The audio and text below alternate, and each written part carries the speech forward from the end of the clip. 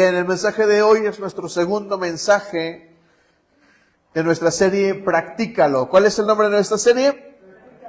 Practícalo. Bien, hoy vamos a hablar de otra cosa que debemos de practicar. Y el mensaje de hoy se llama De vida o muerte. ¿Cuál es el mensaje de hoy? De vida o muerte. Voy a pedirles que se hagan al frente, por favor, para que estemos más conectados. Por favor, tomen los lugares del frente. No se queden atrás. Si alguien llega, que no interrumpa a los que estamos al frente. Bien, vamos a nuestra cita base de esta serie. Está ahí en Primera de Pedro, capítulo 5. Primera carta de Pedro, capítulo 5.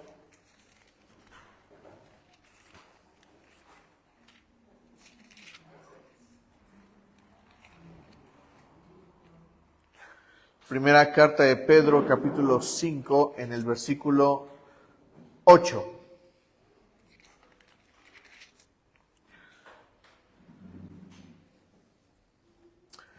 Bien, dice así la palabra del Señor: practiquen el dominio propio y manténganse alerta. Su enemigo, el diablo, ronda como león rugiente buscando a quien devorar. Resístanlo, manteniéndose firmes en la fe, sabiendo que sus hermanos en todo el mundo están soportando la misma clase de sufrimientos. Y después de que ustedes hayan sufrido un poco de tiempo, Dios mismo, el Dios de toda gracia que los llamó a su gloria eterna en Cristo, los restaurará y los hará fuertes, firmes y estables. A Él sea el poder por los siglos de los siglos. Amén. Bien, dijimos la semana pasada que el león es el que, ¿qué hace en la manada? Es el que duerme. ¿Quiénes son los que buscan la comida?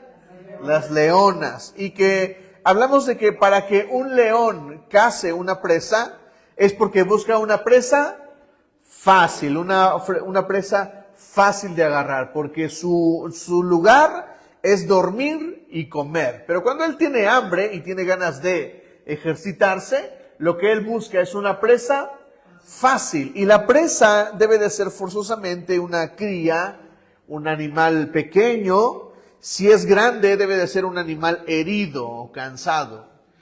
Satanás, como figura de león, es la parte negativa del león. ¿Me explico? Porque Jesús también es el león de la tribu de Judá, pero en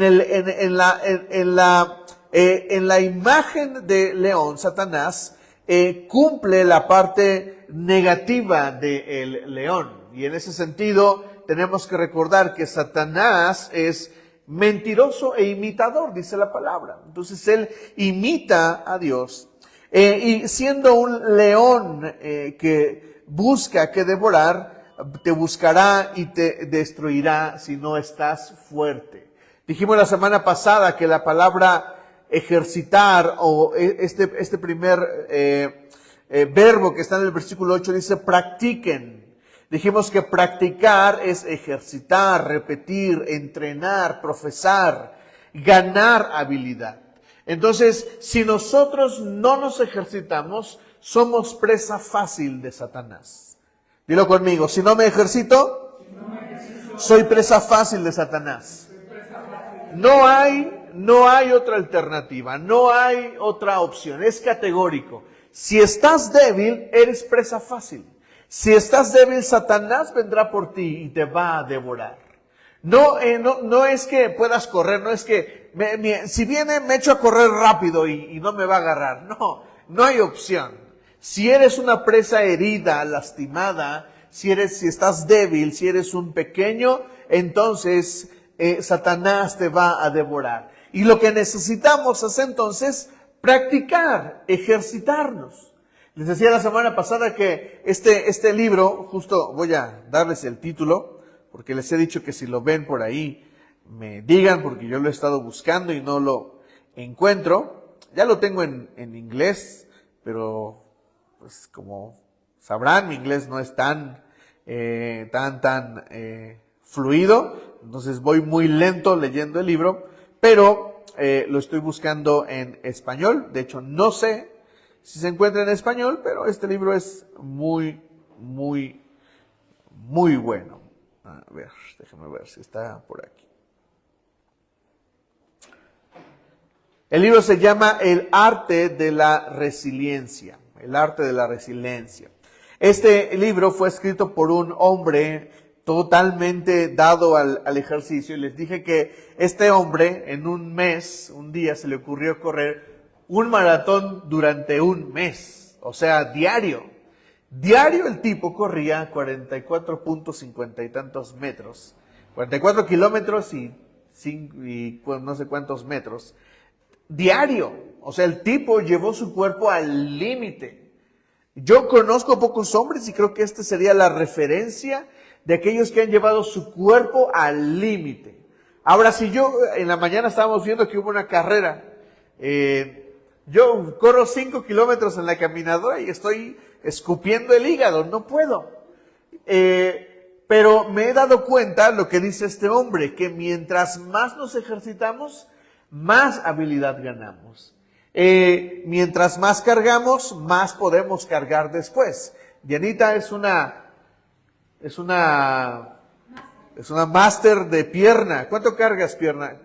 ¿Cuánto cargas, Dianita? No manches, estás loca. Carga 20 discos por lado. 10 de 20. Me emocioné. Diana carga muchísimo en pierna, lleva al gimnasio y hace ejercicio. Y yo me imagino que te has dado cuenta poco a poco y has ido subiendo el peso poco a poco, ¿no? ¿Piensas subir más? Pues sí. ¿Por qué? Porque el cuerpo te lo pide. Porque el cuerpo a veces mismo te lo pide. Puedes hacer más. Y ejercitarme, repetir, practicar, me lleva al lugar correcto. Bien, aquí termino la introducción y voy a hablar. ¿Querías decir algo, Rubén? Tú cargas 20 kilos de sandía. Espero que cargues pronto 30 kilos. Sí, sí te creo. Sí. Aparte. Pero ya eres un experto picando. Claro, bien. Quiero comenzar, dar la segunda parte de esta introducción con esta historia. El pastor Andrés Corson es el pastor de la iglesia más grande en Colombia. Y dicho sea de paso, en mi opinión, la iglesia más grande de Latinoamérica.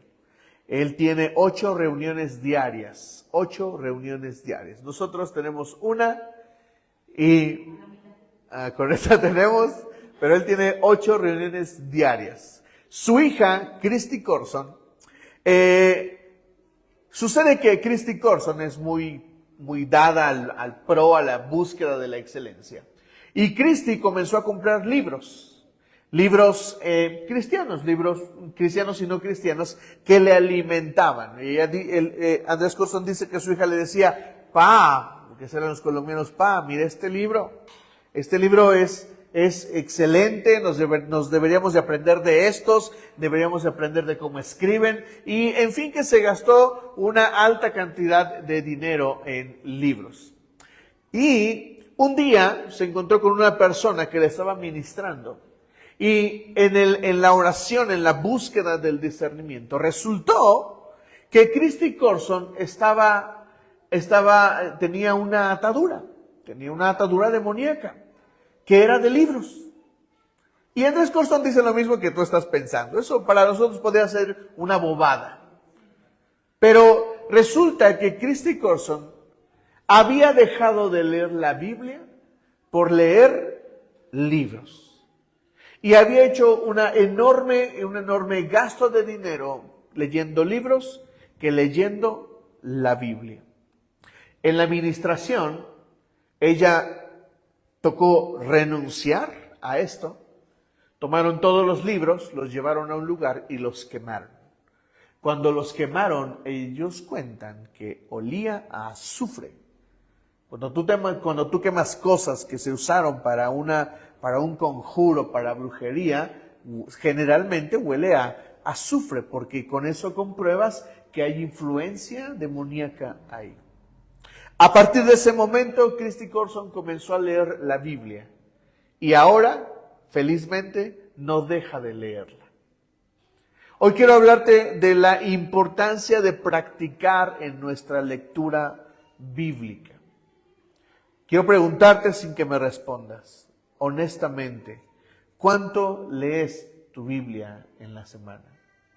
¿Cuánto lees tu Biblia al día? Porque hoy te vas a dar cuenta de que es cuestión de vida o muerte si no lees tu Biblia. Leer la Biblia es la disciplina espiritual. Yo diría, no la voy a mencionar como la más importante, pero yo diría que la disciplina espiritual de la lectura de la Biblia es la plataforma para construir una vida cristiana, para construir un ministerio, para construir un objetivo, un plan, un propósito. La Biblia es la base, es la plataforma. La misma palabra profética se somete a la Biblia. Hay palabras proféticas que muchos han recibido y que han resultado ser una mentira. ¿Saben por qué? Porque dicha palabra profética que me dio el profeta X resultó ser una palabra que no estaba alineada ¿a qué? A la palabra. Y ha sido cuestión de vida o muerte. Yo conozco jóvenes que un día en una oración que yo mismo vi, un profeta les dio la palabra y ellos dijeron, wow, esta es mi palabra. Y a partir de eso, en vez de que su vida mejorara, su vida se destruyó por completo. Porque fueron presa de una palabra que no estaba fundamentada en la palabra. La Biblia es cuestión de vida o muerte. Si no entiendo la palabra, si no la practico su lectura, entonces voy a morir. ¿Me estoy explicando? Juan 3, por favor, vamos ahí, lo leímos en la mañana, hoy lo vamos a leer otra vez. Juan capítulo 3.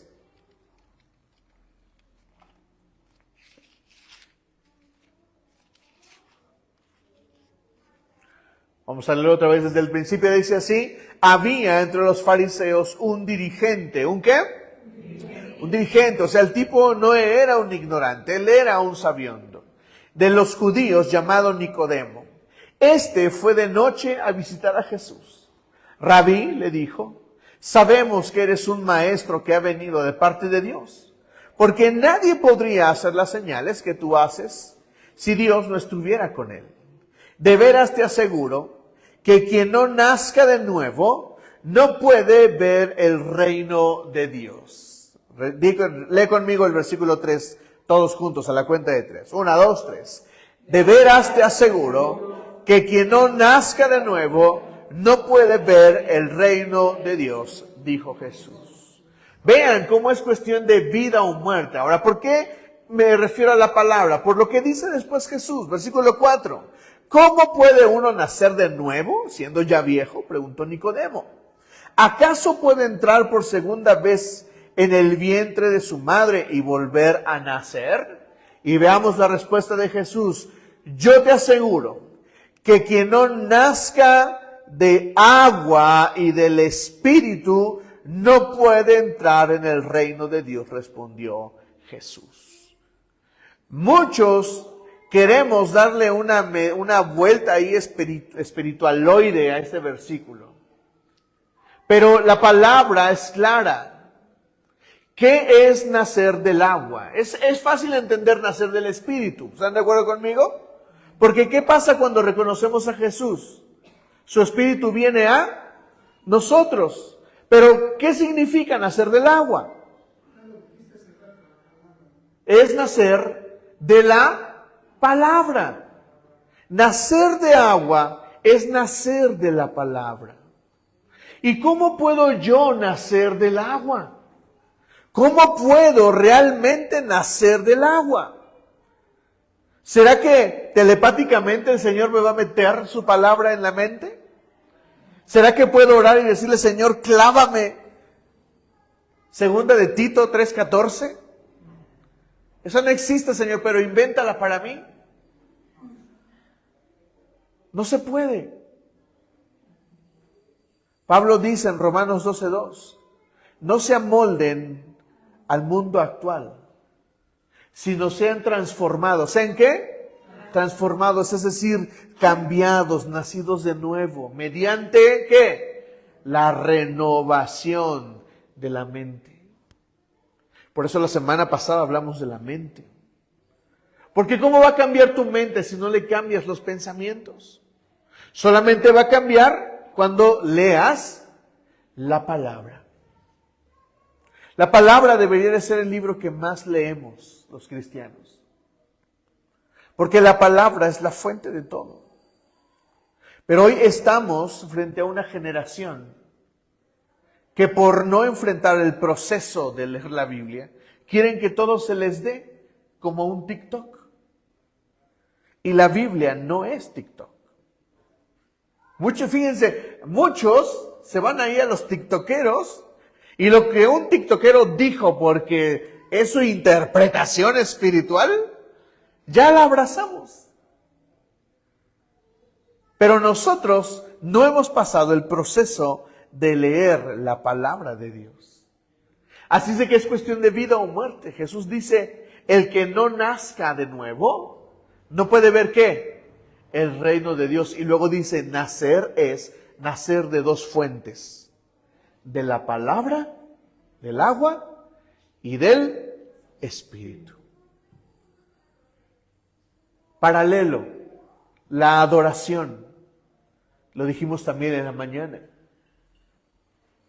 Jesús dijo que Dios buscaba adoradores ¿qué? En verdad. ¿Qué es verdad? La adoración que viene de la palabra. Así le gusta a Dios que le adoren, no como nosotros nos inventemos o querramos, sino como a Dios le gusta. Yo no puedo adorar, no puedo ser un verdadero adorador si no conozco la palabra. Muchos cristianos vivimos como lo que revela Santiago en el capítulo 4. Vamos ahí, Santiago capítulo 4.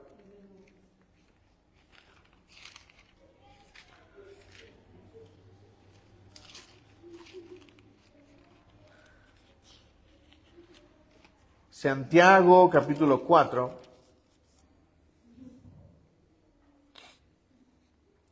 ¿De dónde surgen las guerras y los conflictos entre ustedes? ¿No es precisamente de las pasiones que luchan dentro de ustedes mismos? Ahora presta atención a esto. Desean algo y no lo consiguen. Matan y sienten envidia y no pueden obedecer lo que quieren. Riñen y se hacen la guerra.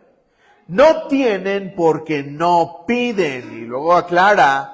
Y cuando piden, o sea, cuando oro, cuando ruego a Dios, no reciben porque piden con malas intenciones para satisfacer sus propias pasiones. Oh, gente adúltera, ¿no saben que la amistad con el mundo es enemistad con Dios? Si alguien quiere ser amigo del mundo, se vuelve enemigo de Dios. ¿Quiénes son aquellos que no reciben lo que piden? Los que no conocen ¿qué? La palabra. Porque si no conozco la palabra, entonces ¿cómo puedo pedir? Hoy tendrías que considerar, con eso que te estoy diciendo, tendrías que considerar qué es aquello que le estás pidiendo a Dios y que Dios no te ha concedido. Tal vez tengas que filtrarlo a la luz, o de hecho, tendrías que filtrarlo a la luz de la palabra. Porque muchos hacemos oraciones absurdas. Hacemos oraciones como, quítalo de mi camino, Señor, quítalo de mi camino. Dios no va a contestar esa oración. Oh, Señor, qué cerveza tan deliciosa, quítala de mi camino. Dios no va a conceder esa oración. Jamás lo va a hacer. ¿Por qué? Pues porque eso Es una oración antibíblica. Es antibíblica. Hacemos oraciones antibíblicas. Queremos que Dios corrija aquello que nosotros deberíamos de corregir.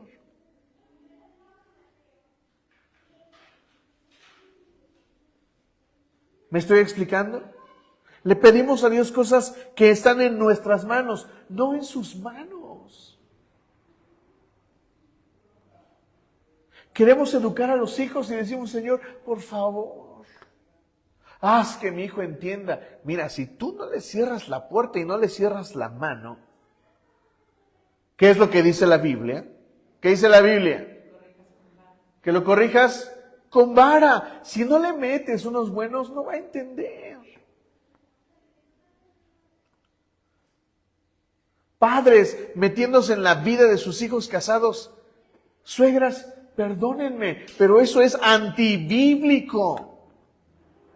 Dios no va a respaldar eso. Es mejor que ores por tu hijo, por tu hija.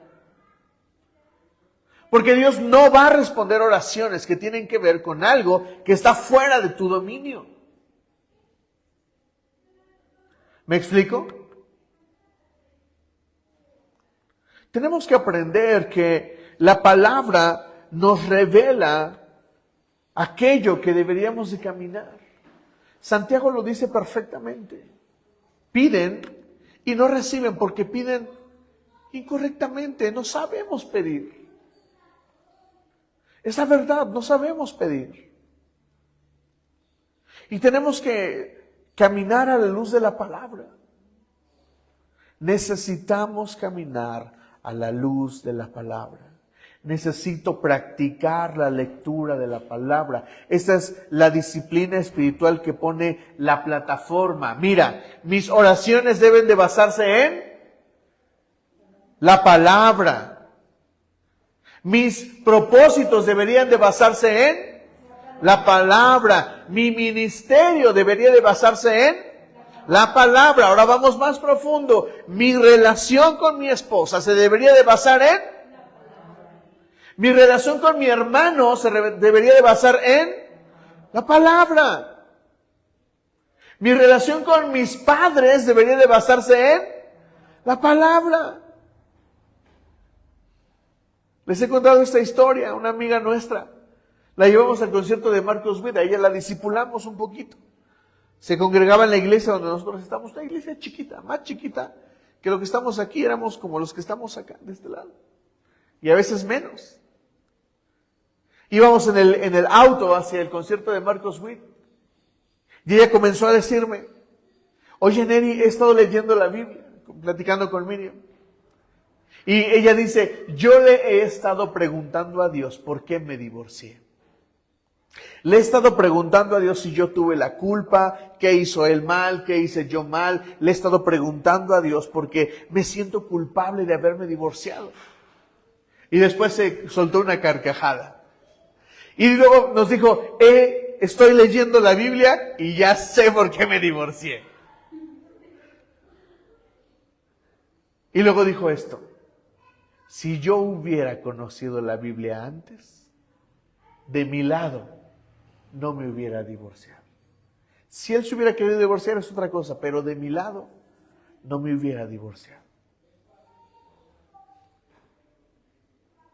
Es triste cuando en una pareja solo uno abraza la palabra y el otro no. Eso es yugo desigual bíblicamente. Y aunque tú le ruegues a Dios que restaure eso, ¿sabes? Así como se ve, está destinado a la separación, al divorcio. Porque es yugo desigual, es Biblia. ¿Me comprenden? Necesitamos entender que necesitamos abrazar la lectura de la Biblia hoy más que nunca. Hoy la iglesia se está viendo expuesta a la mentira, a las mentiras del diablo. Quiero recorrer contigo algunos versículos que son importantes para que los consideres en tu vida y algunas cosas que debemos de abrazar respecto de nuestra vida. Primero vamos ahí a 2 de Timoteo 3, 16, por favor. Este versículo siempre les pido que lo aprendan cuando vemos introducción a la Biblia. De hecho, a ustedes que les dio clase Mike, les debí de haber pedido que se aprendieran estos dos versículos. Segunda de Timoteo 3, versículo 15 y 16 y hasta el 17. El 15 a mí me gusta porque yo lo leí de niño y me gustaba a mí pensar en este versículo. Dice así: desde tu niñez conoces las Sagradas Escrituras que pueden darte la sabiduría necesaria para la salvación mediante la fe en Cristo Jesús. Noten por favor la primera frase. ¿Cuál es? Desde tu niñez. ¿Qué le estaba diciendo Pablo a Timoteo? Timoteo, yo te conozco y sé que desde niño. ¿Desde cuándo? Desde niño. O sea, Timoteo no era un aprendiz de la Biblia. Timoteo era una persona que desde niño conocía la palabra. ¿Qué vamos a hacer con nuestros hijos, iglesia? ¿Los ponemos a leer la Biblia? ¿Leemos la Biblia con ellos? Para eso es el altar, para que lean la Biblia con ellos. Y Timoteo no es un vagabundo de la Biblia. Él desde niño conoce la Biblia. Es alguien que practica la Biblia. Y luego Pablo le da este argumento que se da en todo instituto, en toda iglesia, porque estos dos versículos que vamos a leer son una declaración de fe. Son parte de nuestro dogma incluso. El versículo 16 dice: toda escritura es inspirada por Dios y útil para enseñar, para reprender, para corregir y para instruir en la justicia, a fin de que el siervo de Dios esté enteramente capacitado para toda buena obra. ¡Wow! Leer la palabra me capacita al siervo para toda buena obra. Y vean las palabras con las que define los 4 verbos que hace la palabra con nosotros. Número 1, nos enseña. Nos enseña. ¿Qué es enseñar? La Biblia me enseña lo que no conozco. Dilo conmigo, la Biblia me enseña lo que no conozco. Porque enseñar a algo es dar a conocer algo que no se conoce. Entonces la Biblia me enseña cosas que yo no conozco. Obviamente, nacer de nuevo, si nací de nuevo, ¿qué necesito? Aprender todo. Porque la nueva vida en Cristo requiere de enseñanza. ¿Y quién me va a enseñar? ¿Solo el pastor? ¿Solo el que me da la clase? No, es la palabra la que me enseña. Muchos dicen, no voy a leer la Biblia, mejor que me la revele el pastor. Que me la revele el maestro. ¡Qué mal! La Biblia enseña. Número 2, la Biblia reprende. ¿Sabes qué es reprender? Regañar. ¿A quién le gusta ser regañado? A nadie. ¿No te gusta que te digan que eres un flojo? ¿No te gusta que te digan que eres un mal padre? ¿No te gusta que te digan que eres un mal hijo? ¿No te gusta que te digan que eres una mala esposa? Que eres una gotera en la cabeza de tu esposo. ¿No te gusta que eres peor que un incrédulo cuando la Biblia dice aquel que no provee para su casa es peor que un incrédulo y ha negado la fe? No nos gusta. Pero ciertamente la Biblia nos reprende. Ahora dime, ¿qué prefieres? ¿Que te regañe tu esposa o que te regañe la Biblia? 1000 veces la Biblia. ¿Qué prefieres? ¿Que te regañe el pastor o que te regañe la Biblia? ¿No es mejor? Por eso a David le dicen, ¿qué prefieres? ¿Que te haga justicia el hombre o que te haga justicia Dios? 1000 veces Dios. Porque David conoce el corazón de Dios. Verbo 3, corregir. Todos hemos escuchado, árbol que nace torcido, jamás su tronco endereza. Pero la Biblia dice, aquí no aplica. ¿Cómo se llamaba esa persona? ¿El varón qué? ¿O cómo era? El gran varón. Este versículo es para el gran varón. Si tú crees que tu vida no puede ser corregida, la Biblia dice que sí. La Biblia corrige tu tronco. Alguna vez prediqué sobre esto y les dije que si Dios no corrige un tronco, lo rompe y lo vuelve a construir. ¿Qué prefieres? ¿Que seas corregido o que seas roto para volverte a crecer ramas? Prefiero ser corregido. Y la Biblia corrige. Y luego instruir. Esta me encanta. Porque muchos piensan que es lo mismo enseñar que instruir. Te voy a decir cómo la palabra nos instruye. La palabra tiene de fondo o en esencia a Dios. ¿Están de acuerdo conmigo? El Espíritu Santo está cuando yo leo la palabra. Por eso es importante antes de leer la palabra, orar y decir, Espíritu Santo, revélame tu palabra. Bueno, la palabra instruir es recibir instrucción en la práctica de alguien que está a mi lado. Te voy a poner el ejemplo. Cuando alguien va al gimnasio, uno es ignorante para hacer ejercicio y necesita de un... Y el instructor está contigo en el camino. Bueno, cuando la Biblia dice que eres instruido, es que lees y el Espíritu Santo está contigo y te instruye, te revela, te aconseja. Es cuando le dice, Señor, yo no entiendo aquí qué significa esto. ¿Qué es el Purim y el Turim, Señor? Revélame qué es el Purim y el Turim. Y entonces el Espíritu Santo te revela. ¿Sí? ¿No dice la Biblia, clama a mí y yo te responderé y cosas grandes y ocultas que tú no conoces? Instrucción.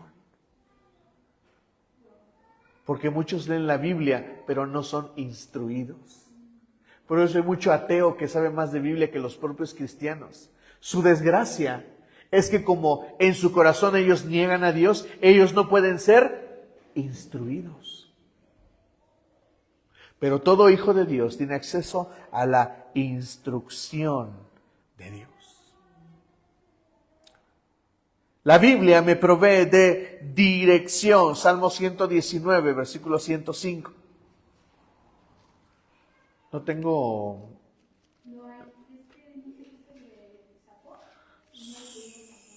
¿Me avisas cuando me falten 10 minutos?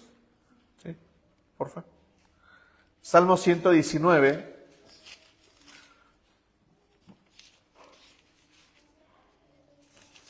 Salmo 119, versículo 105. Tu palabra es una lámpara a mis pies. Es una luz en mi sendero. La versión 60 me encanta, todos nos los aprendimos. Lámpara es a mis pies tu palabra y lumbrera a mi camino. La palabra de Dios me dirige. ¿Has tenido falta de dirección?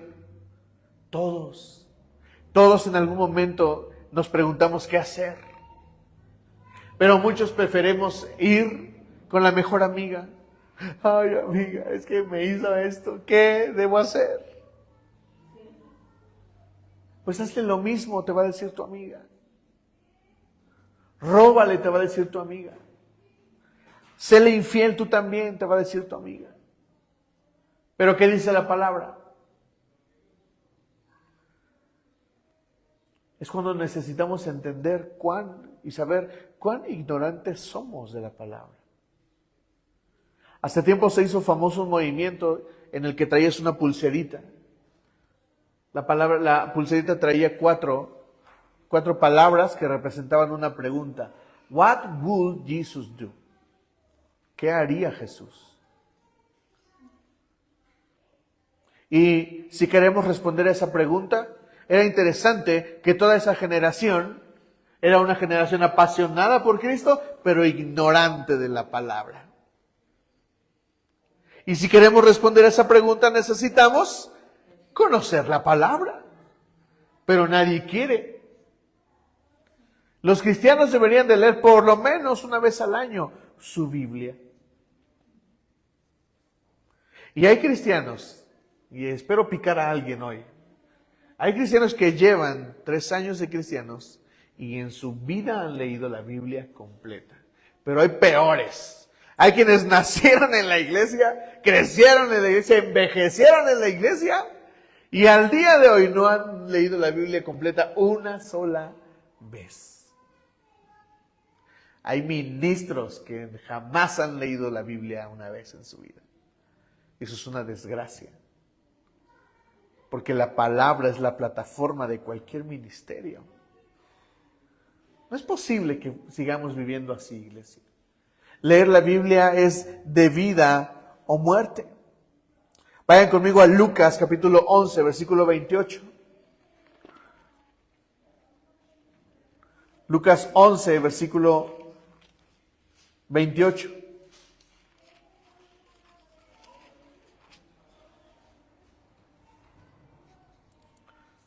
Voy a leer el versículo 27 para tener un poquito de contexto.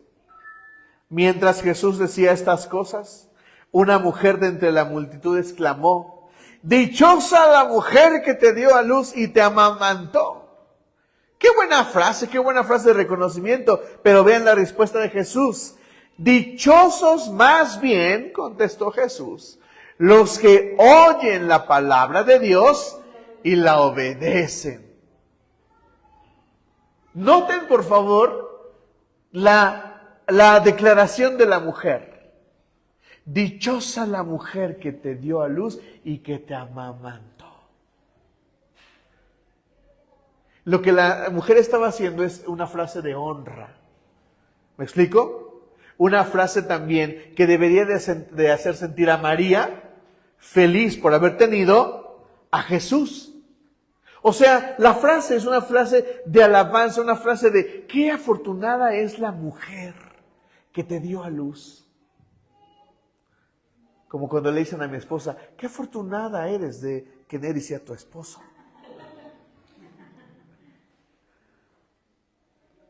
Y Jesús dice, no, escucha esto, dichoso, feliz, contento, alegre, bendecido, debe de ser aquella persona que lee la palabra y la obedece.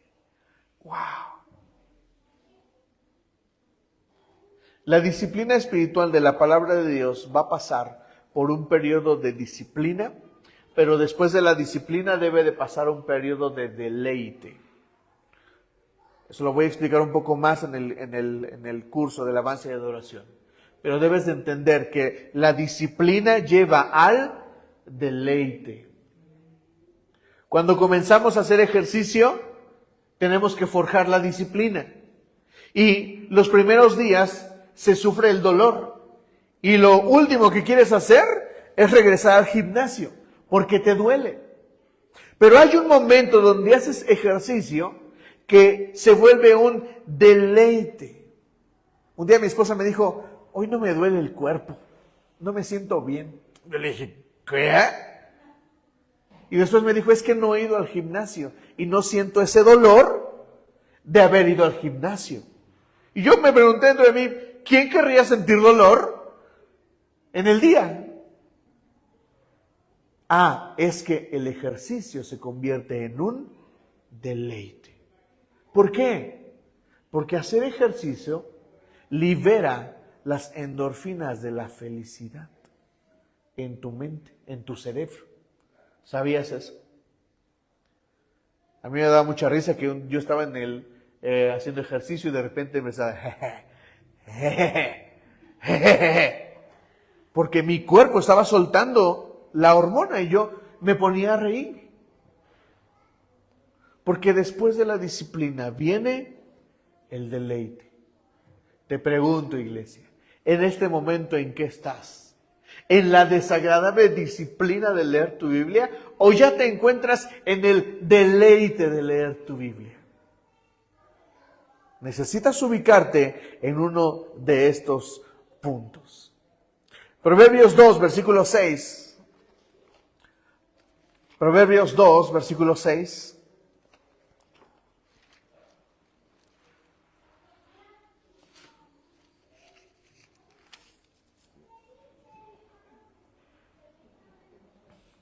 Porque el Señor da sabiduría, número 1, conocimiento, número 2, y ciencia brotan de sus labios. Este es buen momento para decir que los mejores descubrimientos científicos se dieron por hombres cristianos, por hombres religiosos. La teoría del Big Bang se dio por un sacerdote. Newton era cristiano, dador de las leyes de la gravedad. Muchos dudan de si Einstein tenía una inclinación hacia Dios. ¿Sabías que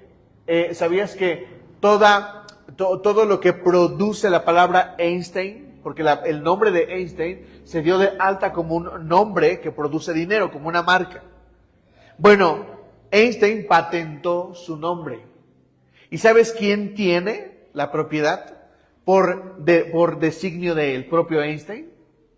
Los judíos. Lo dejó a una asociación judía. Entonces, todo aquel que osa usar el nombre o una imagen o una foto de Einstein y se hace rico de eso, ¿sabes a quién le tiene que pagar regalías? A esta asociación. Piensan que Einstein no tenía una posición acerca de Dios, la tenía. ¿Recuerdan esa gran frase de Einstein? Dios no juega a los dados. ¡Wow! Bien, voy a pasar a las dos partes finales de este mensaje. Estas son importantes y yo te pido que las consideres.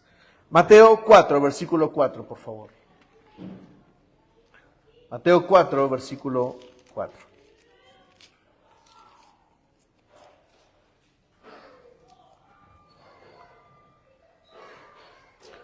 Vamos a leer desde el capítulo 1 para tener un poco de contexto. Luego, el Espíritu llevó a Jesús al desierto para que el diablo lo sometiera a tentación. Vean por favor el cuadro. ¿Quién llevó a Jesús a dónde? El Espíritu Santo. El Espíritu Santo dirigió a Jesús para ser tentado en el desierto. Versículo 2. Después de ayunar 40 días y 40 noches, tuvo hambre.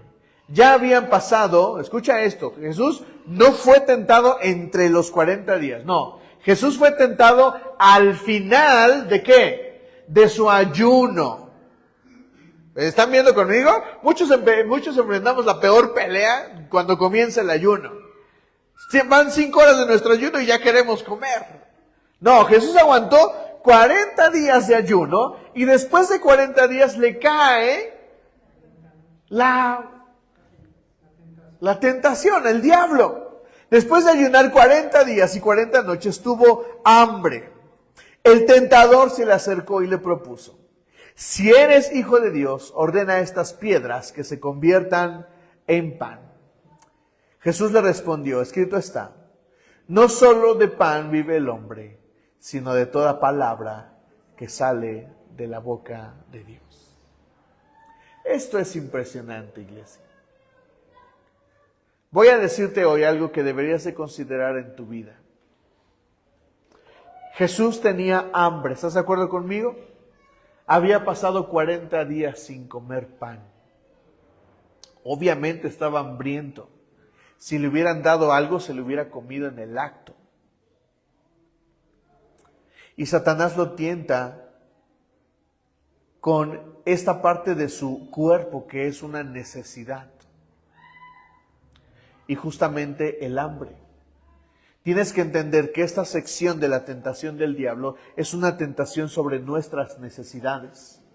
Pero hablando del pan, de la comida, es impresionante la respuesta de Jesús. Jesús le dice: no solo de comida que comes, no solo de agua que tomas, no solo de eso vive el hombre, sino también ¿de qué? De la palabra que sale de la boca de Dios. Eso significa que si tú comes y bebes en la semana, pero no leíste tu palabra, no leíste la Biblia, lo que Jesús está diciendo es que no recibiste la alimentación completa que tu cuerpo necesitaba.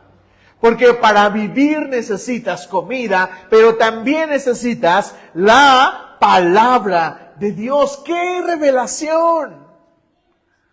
Es de vida o muerte, es necesidad. Si no comes, ¿qué te pasa? Te mueres. Pero hemos elegido alimentar al cuerpo, pero no alimentar al alma. Y ese es un grave problema. Porque si no alimentamos el alma va a morir. Si no ejercitas la lectura de la Biblia, te volverás la presa fácil que Satanás va a encontrar y va a decir, este es fácil. Piece of cake. Sabroso. Jugoso. Por no practicar la lectura de la palabra. Escucha, iglesia. Si no lees la Biblia, no le estás dando a tu ser lo que tu ser tanto necesita. Porque si piensas que solo vives de agua y de tacos de barbacoa el fin de semana, te equivocas. Necesitas la palabra. Al final del día deberías de preguntarte, ¿comí? Y te dirás que sí. ¿Bebí? Y te dirás que sí. Pero al final del día también te deberías de preguntar como hijo de Dios, ¿comí palabra de Dios? ¿Me alimenté? Porque si no lo hiciste, entonces no estás recibiendo lo que dice la palabra de Dios. Y termino con esto. Vamos a Efesios capítulo 5, versículo 25.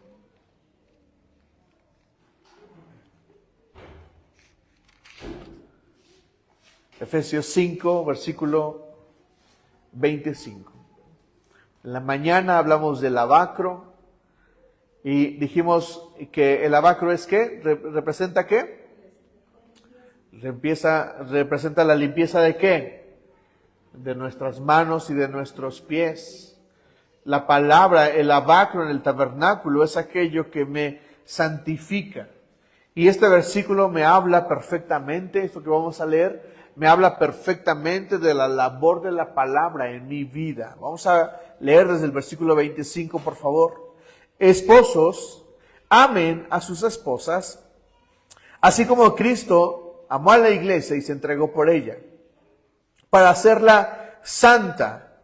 Y ahora dice esta parte, dice, Él la purificó, lavándola mediante la palabra, para presentársela a sí mismo como una iglesia radiante, sin mancha, ni arruga, ni ninguna otra imperfección, sino santa e intachable. Dilo conmigo, la palabra me santifica. ¿Cómo puedo ser más santo? ¿Cómo puedo ser más puro? ¿Cómo puedo permitir que el Señor me santifique? ¿Sabes cuál es la respuesta? La palabra de Dios. ¿Cuál es la intención de Jesús al santificar a su iglesia? Aquí lo dice, ¿cuál es su intención? Presentársela a sí mismo, limpia y sin mancha. ¿Por qué? ¿Qué dice Hebreos? Sin santidad nadie verá al Señor. ¿Quieres ver al Señor, iglesia? Necesitas la santidad. ¿Quieres la santidad, iglesia? Necesitas la palabra de Dios. No puedes caminar, no puedes presentarte ante Cristo si no eres santo. Porque Cristo, en el día en que nos encuentre, lo hará solamente con una iglesia santa, pulcra, sin mancha. ¿Y sabes cómo se logra eso, iglesia? ¿Sabes cómo la novia de Cristo debería de buscar presentarse ante Cristo santa? A través de la palabra. La palabra me santifica, la palabra me purifica, me limpia, me lleva. Por eso el sacerdote tenía que pasar, después de ofrecer el sacrificio, tenía que pasar al lavacro, ver sus imperfecciones en el agua que reflejaba su rostro. Porque entonces podía pasar ¿a dónde? Al lugar santo, donde están ¿qué? La mesa de los panes de la proposición. Y la mesa representa la comunión. No puedes pasar a tener comunión con Cristo si no primero te santificas. La palabra es cuestión de vida o muerte, porque si no me santifico a través de la palabra, no podré ver a Jesús jamás. Necesito purificarme. Necesito santificarme. Y eso lo hace, ¿me ayudas al piano, por favor? Y eso lo hace solamente la palabra de Dios. Iglesia, vivimos en un mundo donde la santidad es lo último que se debería de procurar. La santidad será un tema del que hablaré este año. Es un tema que me está confrontando a mí y pienso que debería de confrontar a la iglesia. Necesitamos purificarnos y santificarnos. Y la única forma es la palabra de Dios. Te vuelvo a preguntar lo que te pregunté al principio, sin que respondas. ¿Cuánto te estás alimentando de la palabra? ¿Cuánto? ¿Cuánto estás comiendo lo que deberías de comer en la semana? Porque si no lo estás haciendo, iglesia, entonces, si no estás practicando la palabra, si no estás practicando la lectura, entonces un día va a venir Satanás como león rugiente, buscando qué devorar. Y si te ve a ti débil, yo oro, iglesia, que no te encuentre débil, que te encuentre fuerte, santificado, esforzado. ¿Me dices amén? ¿Me dices amén? No te pongas triste. Este es el día en que sabes que la palabra te... Mira, solo tienes que llegar a tu casa y leerla. Por eso Jesús dice, mi yugo es fácil y ligera mi carga. Dime, ¿qué de difícil encuentras en llegar a tu casa, ponerte en un lugar tranquilo, abrir tu Biblia y leerla? Dime, ¿es difícil? ¿Es complicado? ¿Ves? Deja que la palabra de Cristo te sostenga, que te santifique, que te dirija. ¿Me dices amén? ¿Amén? Alegre. Ponte de pie y vamos a orar, vamos a dar gracias al Señor.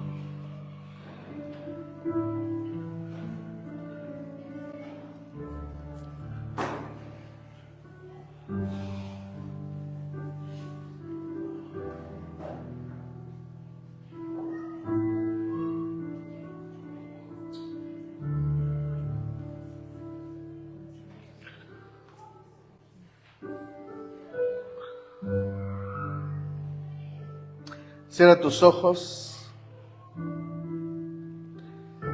Te pido que cierres tus ojos y que te concentres. Voy a pedirte que traigas a tu mente tu versículo o tus versículos favoritos. Hay uno que a mí me encanta. Tú guardarás en completa paz a aquel cuyo pensamiento en ti persevera, porque en ti ha confiado. ¿Cuál es el tuyo? Tráelo a tu mente. Porque yo sé los planes que tengo para ti, dice el Señor. planes de bien, no de mal, de bendición, no de maldición, a fin de que tengas un futuro y una esperanza. Vamos, pon en tu mente tu versículo favorito. Ahora dile al Señor, Señor, que tu palabra sea viva en mí.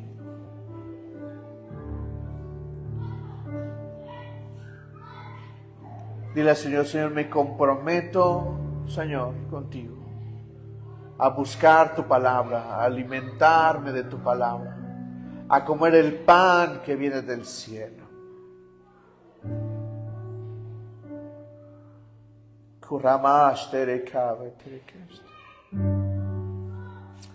Y ramatore bastere.